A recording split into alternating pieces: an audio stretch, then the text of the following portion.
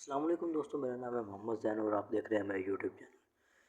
یہ کہانی ہے ایک ایسے سپاہی کی جو جنگ ختم ہونے کے بعد 29 سال ایک ملک سے لڑتا رہا، کیونکہ اس کو پتہ ہی نہیں چلا کہ جنگ ختم ہو چکی ہے۔ جاپان کی حکومت نے اس کو مردہ ڈکلیئر کر دیا، لیکن اصل میں وہ زندہ تھا اور اپنی ڈیوٹی نبھا رہا تھا۔ اس کے گھر میں اس کے مرنے کا افسوس منایا گیا۔ یہ کہانی ہے ہیرو اونوڈا کی۔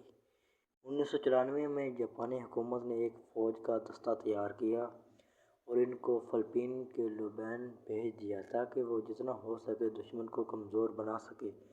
ہیرو اونوڈا کو اس دستے کا لیڈر بنا دیا گیا کیونکہ اونوڈا ایک گوریلا کمانڈر تھا اور اس کو جنگ لڑنے کا باقیوں سے زیادہ تجربہ تھا۔ ان کو روانہ کرنے سے پہلے میجر تاناگوشی نے اونوڈا کو قسم دی کہ جب تک میں نہ کہوں تم اپنی جگہ سے نہ ہٹنا اور نہ ہی ہار ماننا۔ ہم جنگ جیت جائیں گے تو ہم تمہیں خود لینے آئیں گے۔ ہیرو اونوڈا ایسے ہی کیا، اپنے سپاہی لیے اور وہاں سے روانہ ہوئے۔ ان کے جانے کے بعد کچھ عرصے بعد امریکہ نے جاپان پر ایٹمی حملہ کر دیا۔ اس حملے میں جاپان پوری طرح تباہ ہو جاتا ہے۔ جاپان کو سمجھ آ جاتی ہے کہ اب وہ جنگ نہیں لڑ سکتا۔ جاپان نے سرنڈر کر کے ہار مان لی۔ ہیرو اونوڈا کو یہ بات ابھی پتہ نہیں تھی۔ وہ اب بھی اپنے ساتھیوں کے ساتھ لڑ رہا تھا۔ وقت گزرتا گیا، یہاں تک کہ 1 سال گزر گیا۔ لوگ پھر سے نارمل زندگی کی طرف آ رہے تھے۔ ہیرو اونوڈا کو ابھی بھی یہ لگتا تھا کہ جنگ چل رہی ہے، کیونکہ اس کو سمجھا کر بھیجا گیا تھا کہ جب تک ہم نہ کہیں تم دشمن کو ہر طرح سے کمزور بناتے رہنا۔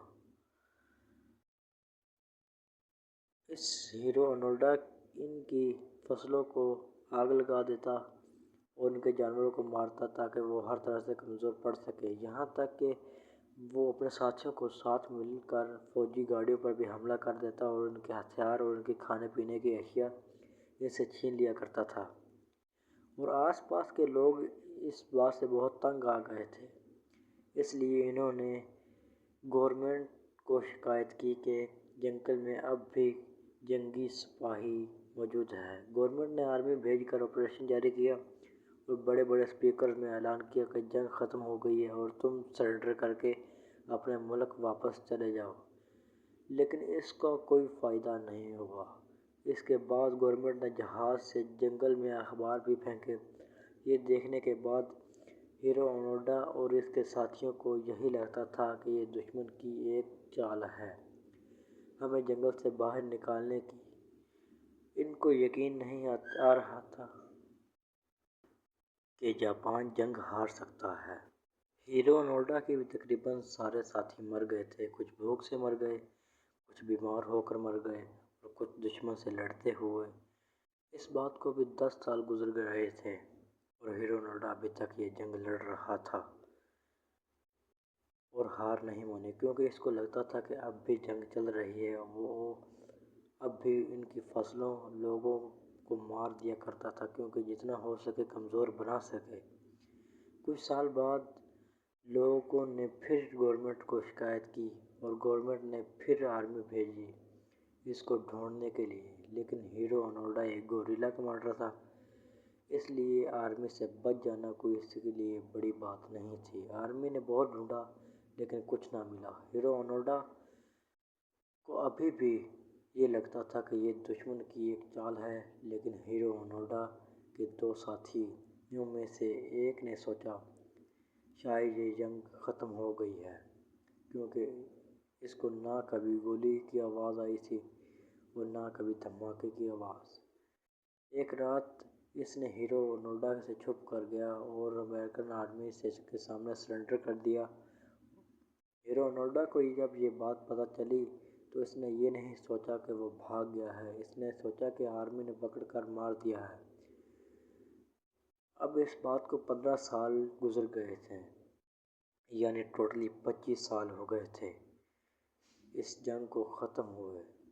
دنیا ترقی کی طرف آ رہی تھی، نئی نئی ٹیکنالوجیز آ رہی تھی۔ اس جنگ کو بچے